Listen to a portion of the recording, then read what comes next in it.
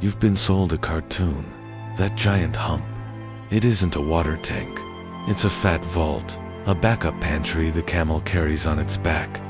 When food is scarce, the camel burns that fat and makes energy and even a little water as a byproduct.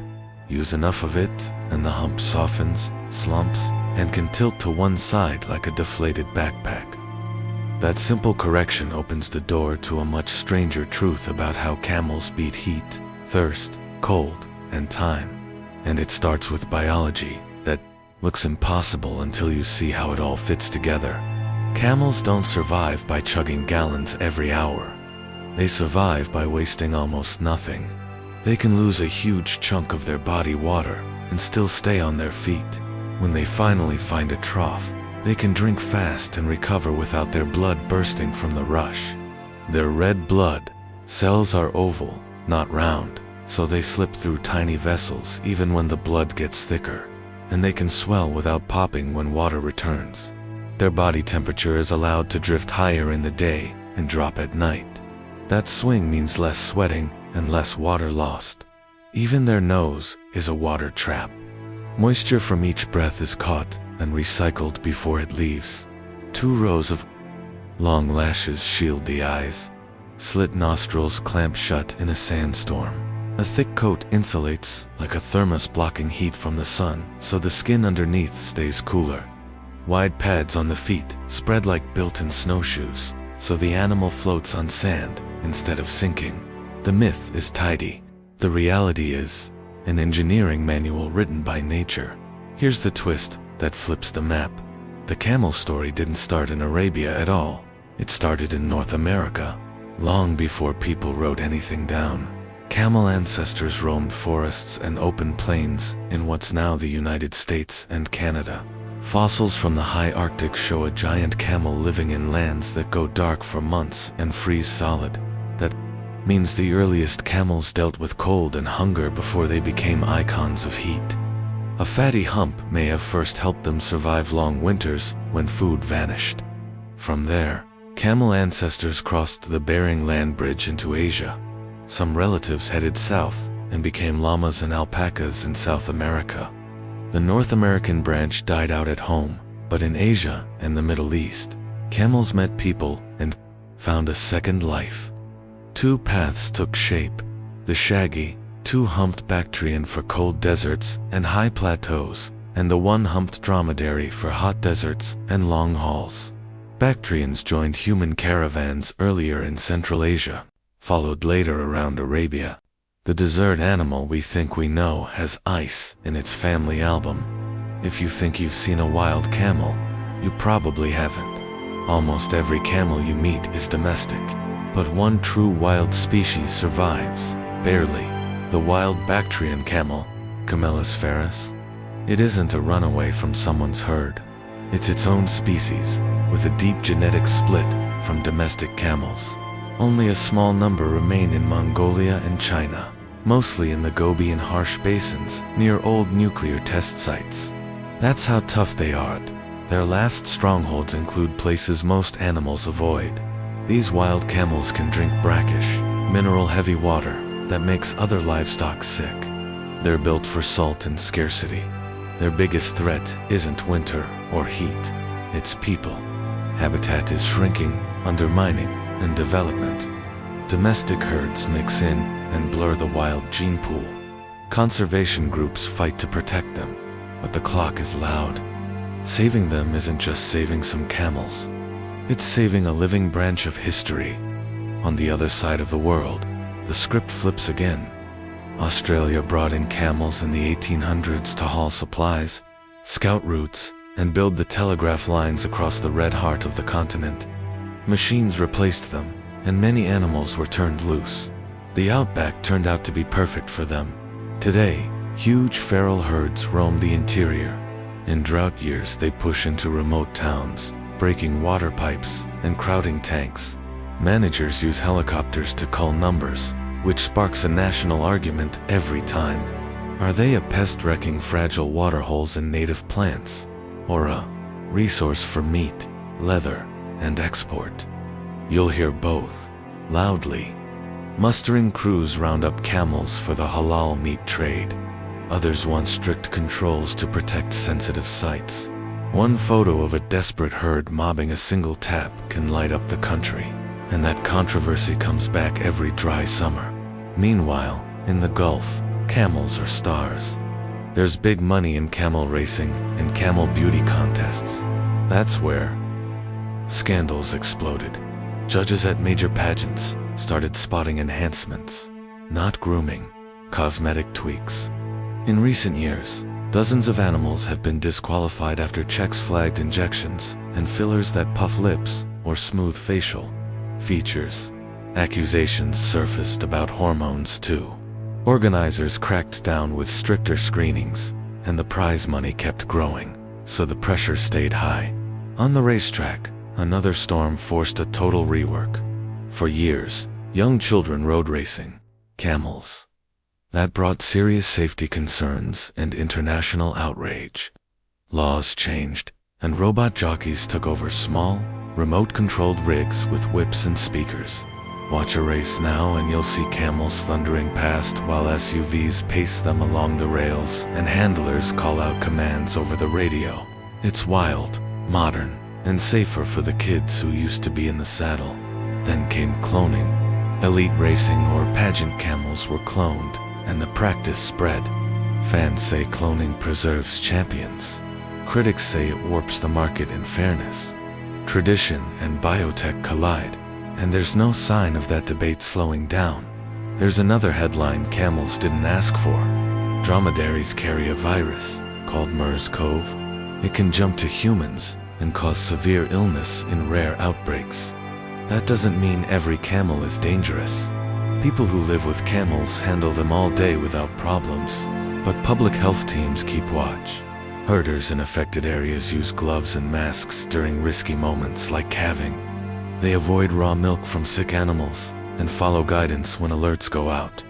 Researchers are testing vaccines for camels to cut the odds of spillover, and there's constant surveillance to track changes. At the same time, camel milk is buzzing online for a different reason.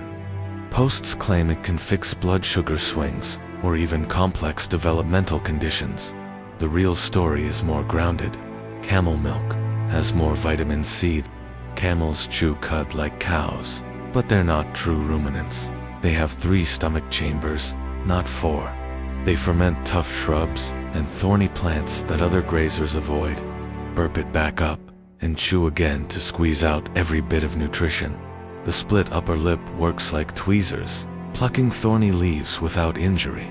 Their kidneys squeeze water so hard that urine is highly concentrated. Their feces are so dry that people can burn the droppings for fuel, common practice across deserts. They rest when the sun is brutal to save water and feed more at dawn, dusk, or at night when it's cooler.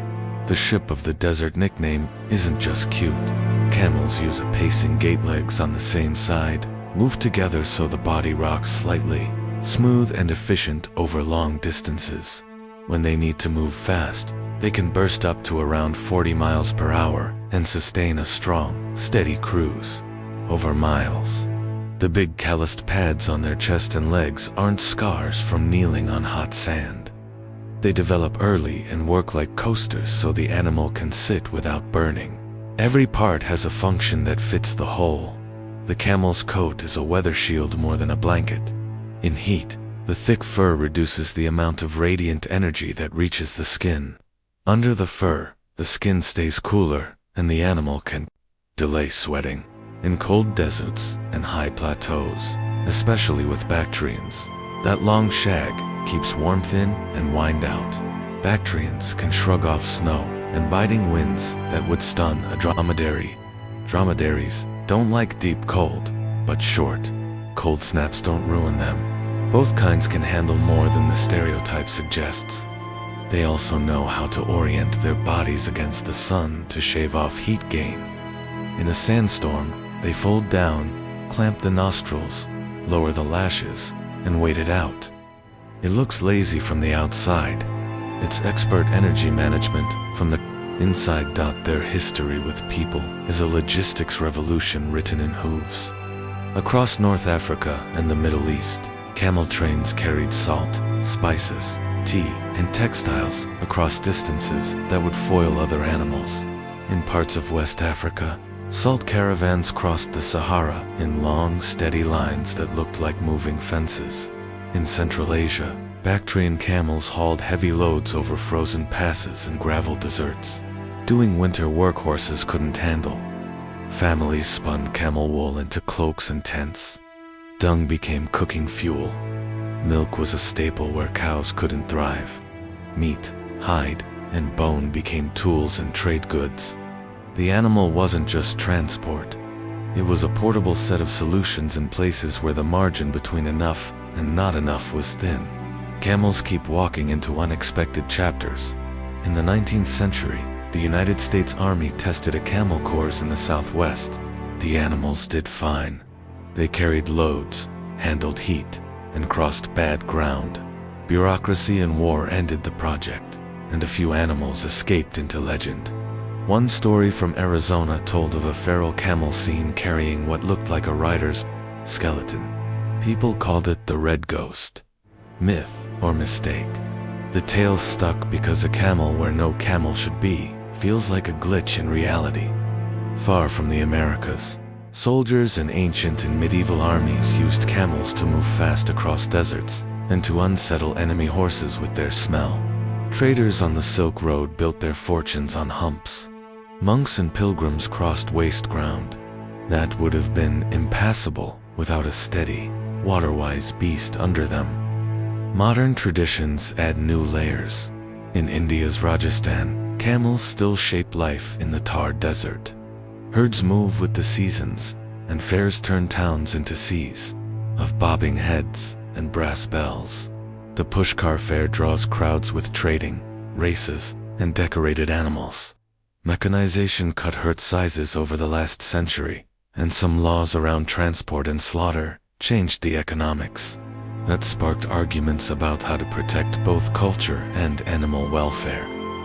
In Turkey, camel wrestling festivals draw big crowds.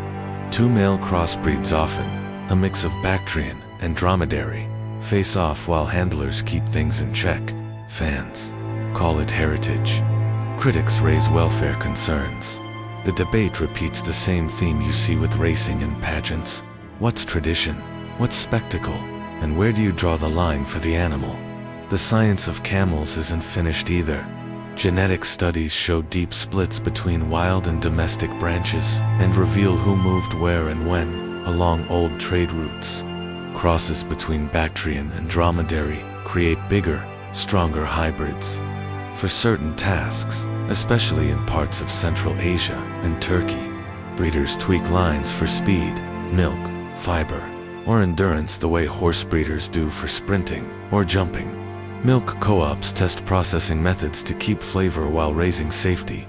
Veterinarians push for better parasite control and vaccines for diseases that drive down productivity in poor regions. Even climate change adds a twist. In some places, shifting rainfall pushes herders to think about camels as an option where cattle struggle. In others, expanding camel ranges clash with farms and wildlife. The solution animal can also become the new problem if people aren't careful. You've heard that camels can go days without water. What never gets told is how the whole body cooperates to make that possible. The belly isn't a canteen. The trick is conservation. The liver taps fat in the hump and turns it into energy and metabolic water. The skin is thick and lined with sweat glands that delay turning on until temperatures climb. The brain runs cooler thanks to blood vessels that swap heat before it reaches the center, helping protect it when body temperatures rise and fall.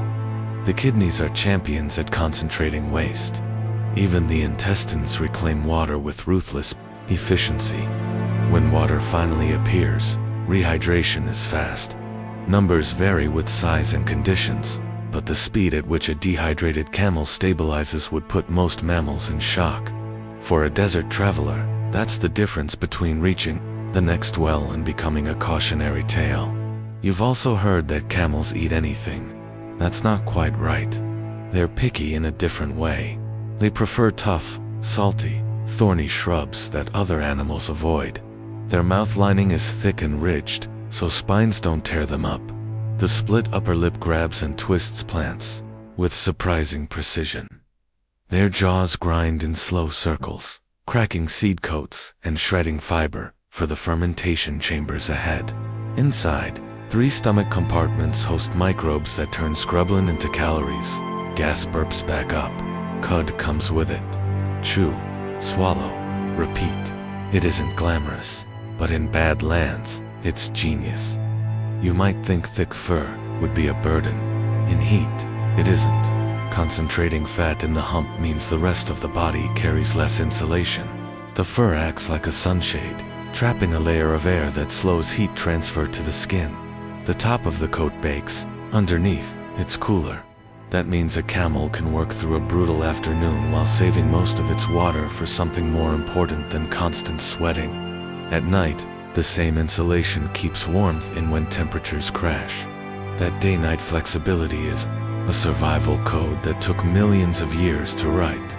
If you want to spot the difference between the 2 main types at a glance, look at shape and hair. Dromedaries have 1 hump, a longer, leaner build, and a shorter coat. Bactrians have 2 humps, shorter legs, and a long, shaggy coat that sheds in clumps when spring comes.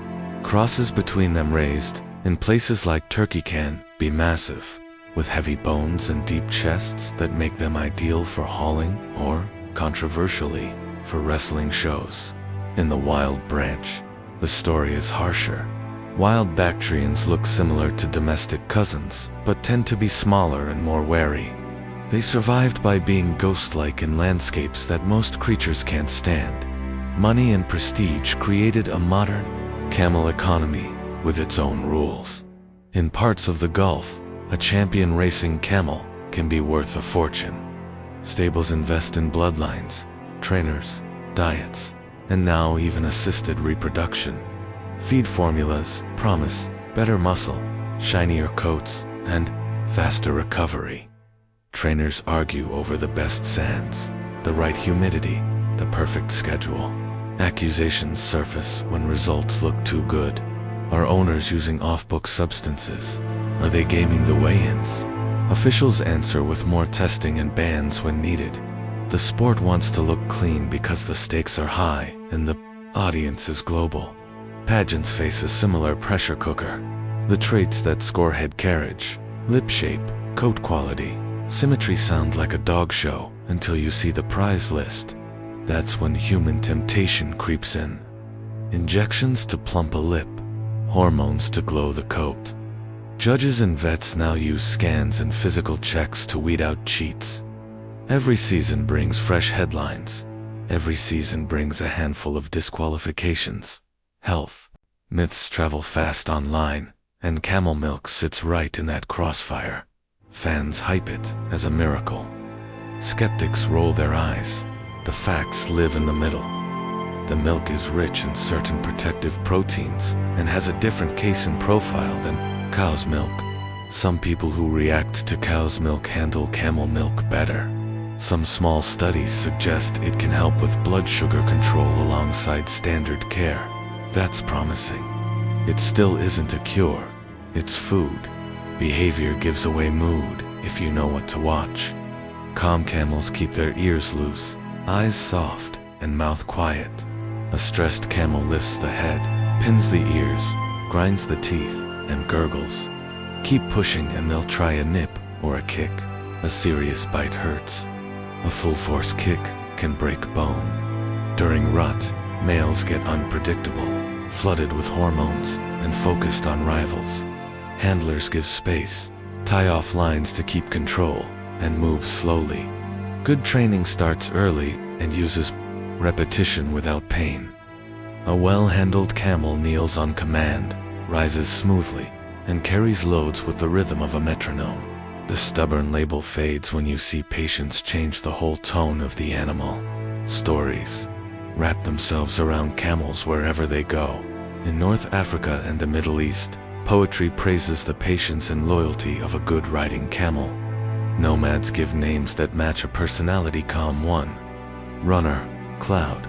In parts of East Africa, a bride price can still include camels, a sign of wealth and commitment. In the Horn of Africa, where drought cycles are tightening, some families switch from cattle to camels because the animals ride out dry months better. That shift carries weight. It changes grazing routes. It changes markets. It changes who gets to move when the landscape turns harsh. Even the small parts hide surprises. The eyes have a thin inner eyelid that sweeps like a clear wiper in dust. The ears wear shaggy guards that screen sand without losing sound. The feet split into two big toes with tough nails at the tips and a thick pad underneath that bulges when weight comes down. On rocks, that pad grips like soft rubber. On sand, it spreads, and the camel floats where hooves would sink. The chest pad and knee pads are born as thickened skin, not scars from years of kneeling. They're built-in coasters for hot ground. The tail is short and tufted, more a fly swatter than a banner. The neck curves high, balancing a heavy head, over long strides that turn endless dunes into a rolling treadmill. Numbers can be a trap, but a few give scale. A big dromedary can carry hundreds of pounds day after day if the route is planned and the pace is right. A caravan pacing at a steady clip eats up miles in a way that cars don't teach you to understand. A Bactrian's winter coat can come, often handfuls big enough to stuff a pillow. Spun right, the fine undercoat makes a warm, soft fabric used in high-end coats. Meat from camels is leaner than beef, and in many places it's a normal part of life, cooked slow and spiced heavily. Bones become tools, hide becomes bags or sandals. In tight economies, nothing is wasted. Not every camel is built the same inside either. Different regions select for different strengths. Milk herds in the Horn of Africa work like living dairy machines, walking to scrub in the morning and wandering back to be milked at night. Racing lines in the Gulf live like athletes, with paddocks, trainers, vets, and massage. Pack camels on the Silk Road analogs carry bulky loads through high passes, swinging in slow rhythm while the air thins and the wind bites. In each case, people and camels co-evolve. A routine. Take away the routine, and chaos slips in. The bad days are part of the story too. Drought turns camels into scavengers around settlements. Pipes get ripped out. Plastic gets chewed. Wildlife gets crowded out. That's where culling arguments explode, with angry words on all sides. In some countries, strict policies and organized musters aim to keep the balance. In others, cash markets for live export tempt poachers across borders.